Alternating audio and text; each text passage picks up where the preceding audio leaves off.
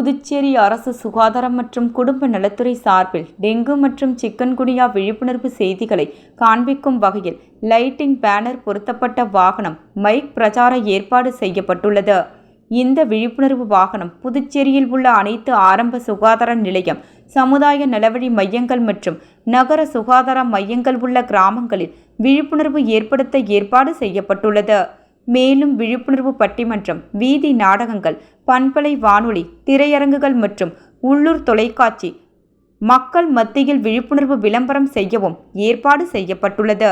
புதுச்சேரியில் உள்ள சுகாதார இயக்குநரக வளாகத்தில் இன்று காலை 9:15 மணிக்கு டெங்கு மற்றும் சிக்கன்குனியா விழிப்புணர்வு செய்திகளை காண்பிக்கும் வகையில் லைட்டிங் பேனர் பொருத்தப்பட்ட மைக் பிரச்சார வாகனத்தை சுகாதாரம் மற்றும் குடும்ப நலத்துறை இயக்குனர் டாக்டர் எஸ். செவ்வேல் அவர்கள் கொடியசைத்து துவக்கி வைத்தார்.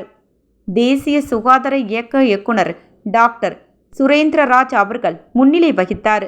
துணை இயக்குனர் டாக்டர் ஜி. ரகுநாதன் நிகழ்ச்சிக்கான ஏற்பாடுகளை செய்தார். இந்த நிகழ்ச்சியின் போது துணை இயக்குனர் டாக்டர் வி. உமாசங்கர், உதவி இயக்குனர் டாக்டர் எம். முருகன் மற்றும் இதர திட்ட அலுவலர்கள் உடனிருந்தனர்.